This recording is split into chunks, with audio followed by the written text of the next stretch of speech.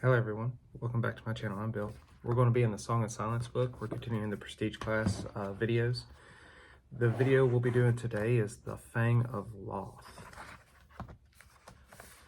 And those that don't play D&D, Lolth is one of the evil gods. It's the god of the drow, the god of the driders.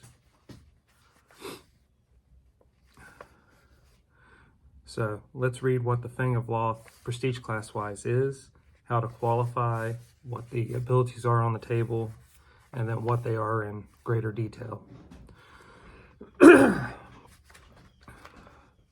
Many bards and rogues study ways to trick magic items into working without their usual requirements. Sometimes, though, the curious get more than they bargained for. Worshippers of Lolth occasionally create a magic item called a fang scarab that gives spiders an attack bonus. Such an item is ordinary enough until a bard or a rogue makes a successful use magic device check to trick it into working for her.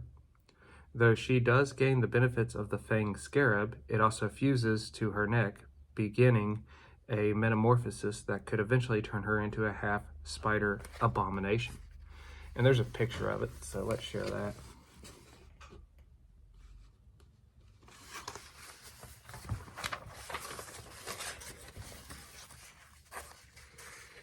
Okay, so the requirements to become a Fang of Lolth: you have to be any non-lawful and any non-good.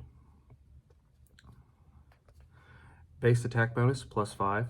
Skills: use magic device 10 ranks. For Pathfinder, I'd reduce that down to 7 because in 3rd edition D&D, the ranks were your level +3 was the cap, and at first level you started with enough that if, say, your skills were 2 plus your intelligence modifier, that was multiplied to give you enough skill points to max out the 2 plus your intelligence modifier skills. So, special: the character must acquire a fang scarab and get it to function with a successful use magic device check, DC 25. This grants her the benefit of the item, see sidebar, and fuse to her neck permanently. Fang scarab: a fang scarab crystal dangles from a loop of finely wrought silver chain in the center of this spider web medallion. When the chain is used to wrap the fang scarab around the junction of a monstrous spider's cephalothorax, the head, and abdomen, the creature can hear Lolth's dark whispers in its subconscious. This gives it an instinctive knowledge of what the next moment will bring, which manifests as a +1 insight bonus on attack rolls. Because the fang scarab is designed for spiders, it's not useful for most adventurers. A non-spider can make a fang scarab function with a successful use magic device DC 25 check, but this also fuses it permanently to its user's neck near the throat. Nothing short of the wearer's death can then remove it. Though the fang scarab grants its wearer the same attack bonus that it would to a spider, it also initiates a terrible metamorphosis that changes the wearer into a half spider abomination over time. When the scarab first attaches itself, the wearer's canine teeth enlarge, and coarse black hair appears on the back of their neck. No further changes occur until they attain levels in the Fang of Lolth Prestige class. To create it, the caster levels 5th, prerequisites craft wondrous item, divination, market price 3,500 gold. Interesting item. I need to use that in my campaign. So that's all the requirements. The Fang of Lolth gains no new weapon or armor proficiencies. Their hit dice is a d6 as they level in this prestige class. Skill points is 6 plus intelligence modifier. These are the skills for the prestige class: balance, climb, craft, decipher script, disable device, gather information, hide, intimidate, jump, listen, move silently, profession, search, sense motive, spot, swim, tumble, use magic device, use rope. Now, I'm not sure use rope exists in Pathfinder at all, and I don't know what skill you would use in place of it, so that would require me doing a little bit of research. but some of these skills could be combined. Like spot, search, and listen are now perception. Move silently and hide are now stealth, and then tumble covers balance. So the amount of skills that you would have to put ranks in is reduced significantly. Alternatively, you could just take the rogues list of skills, and that should be the same as this prestige class. The difference is how many skill points you get. So, looking at the table, they have the second best base attack bonus progression in the game, where fighters have the best, where they gain 1 every level. These gain 1 for a couple levels, and then stay at the same bonus for like 2 levels. It starts at a +0, and by the time you're 10th level, you'll have a +7 base attack bonus. So any core class that follows that same model would be your progression. The reflex save of this prestige class is its best save. So any core class where they start with a +2 in the save, it follows that. It's a +2 reflex at first level, and it'll end at a +7 at 10th level. And remember, these stack with whatever level you were when you entered this prestige class. Your fortitude and your will saves are your worst saves for this class. They start at a +0, so just like your core classes, whatever saves they're not good at start at a +0. By the time you're 10th level, they'll be +3s. Okay, so the special is a skill bonus at first level, and a physical change is your skin darkens. At second level, you get sneak attack +1d6. And then your limbs lengthen is your physical change at second level. At third level, you get spider bite. And your physical change is your jaw unhinges to allow bite attack. At fourth level, you get a climb speed 20 feet. In your physical changes, your eyes enlarge and become multifaceted. At fifth level, you get sneak attack +2d6. Your fingers and toes lengthen. At sixth level, you get natural armor +2 and spider vision.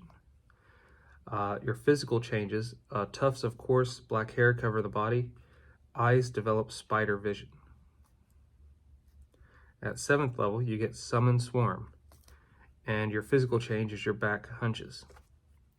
At eighth level, you get sneak attack +3d6. In your physical changes, your smallest finger or toe on each limb atrophies away harmlessly. At ninth level, you get spider limbs. Grows extra spider-like limbs is your physical changes. At 10th level, you get natural armor +4 and venom type. Your physical change is your insect chitin covers skin. So it's now more of a segmented armor on your skin.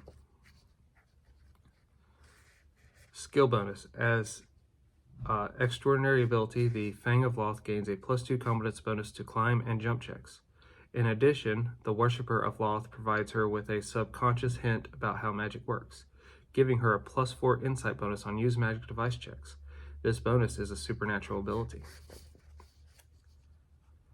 Sneak attack. The Fang of Lolth gains sneak attack ability as a rogue at second level. If she does not already have it, she gains a +1d6 damage.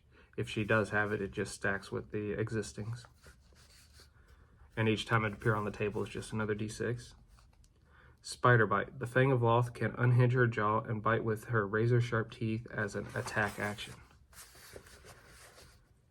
Her bite is a natural attack and deals 1d6 points of damage if she is medium-sized, or 1d4 points of damage if she is small. This attack does not provoke an attack of opportunity from the Fang of Lolth's foe. If she uses a full attack action, she can make a normal weapon attack and use her bite as a secondary natural attack as the standard -5 penalty. Climb speed, 20 feet. At 4th level, the Fang of Lolth can climb walls and ceilings at a speed of 20 feet. Just like the monster spider she's slowly becoming. This ability grants her a +8 racial bonus on climb checks. Natural armor. At 6th level, the character's skin toughens, granting a +2 natural armor bonus. At 10th level, her skin hardens into chitinous carapace, increasing her natural armor bonus to +4.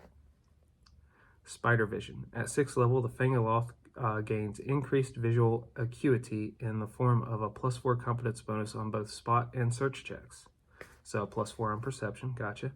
She also gains dark vision with a range of 60 feet, that's cool. If she already has dark vision as a class feature or racial ability, the ranges do not stack.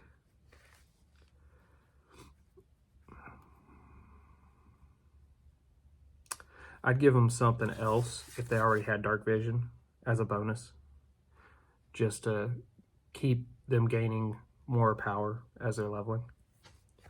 Either I'd extend their dark vision another 30 feet or give them low light vision. Now, if they had low light vision, then I'd have to go, okay, well, let's see, what would you benefit from, and try to figure something out. So summon Swarm. 3 times a day, a Fang of Lolth of 7th level or higher can summon and direct an army of normal spiders to do her bidding.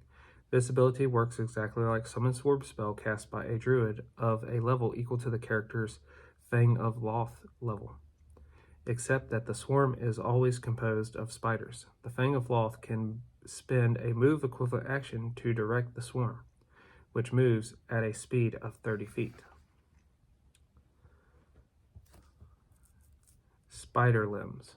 At 9th level, the Fang of Lolth actually grows 2 more pairs of limbs, which emerge from her back or the sides of her torso when needed and are fully retractable. Extending or retracting the spider limbs is a move equivalent action that does not provoke an attack of opportunity. The Fang of Lolth's spider legs are tipped with simple claws that can hold weapons and other items normally, though they are incapable of the fine manipulation required for spellcasting, or using dexterous-based skills such as open lock and pickpocket. Despite her extra limbs, the Fang of Lolth is still limited to 1 standard action per round. She can, however, make a secondary natural attack with each clawed spider leg as a standard -5 penalty as part of her full attack action. Her claws deal 1d4 points of damage if she is medium-sized, or 1d3 points of damage if she is small. The Fang of Lolth can acquire the multi-attack, multi-dexterity, and multi-weapon fighting feats if she wishes to use her claws more effectively or wield weapons in multiple limbs. That's pretty cool. At 10th level, the Fang of Lolth's spider limbs grow long and sturdy enough to propel her forward. If she devotes 2 of her spider legs entirely to locomotion, her land and climb speed each increase by 20 feet. That's cool. Vermin type. At 10th level, the Fang of Lolth's creature type changes to Vermin, though she retains her previous intelligence score, hit die type, and abilities. As a Vermin, she becomes immune to mind and influencing effects, charms, compulsions, phantasms, patterns, and morale effects. And that's only if the morale effects actually would affect your characters. Physical changes. With each of the Fang of Lolth's level, she attains the character's body undergoes a metamorphosis, with the exception of the unhinged jaw and the extra spider limbs, both of which allow special attacks as detailed above. All these changes are merely cosmetic, but they are permanent. These spider-like features do not alter the Fang of Lolth's charisma score or interpersonal skills, but the DM may choose to impose a circumstance penalty on any check involving interaction with creatures that find such changes frightening. A clever Fang of Lolth may avoid this issue by wearing a hat of disguise or employing some other magic that alters her appearance. So,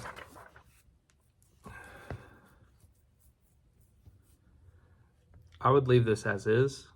I wouldn't make too many changes for Pathfinder. But then again, this is also one of those prestige classes that's sort of a penalty too, because you find this magic item, you use it for its bonus, that whatever you perceive it to be, and now it's stuck to you.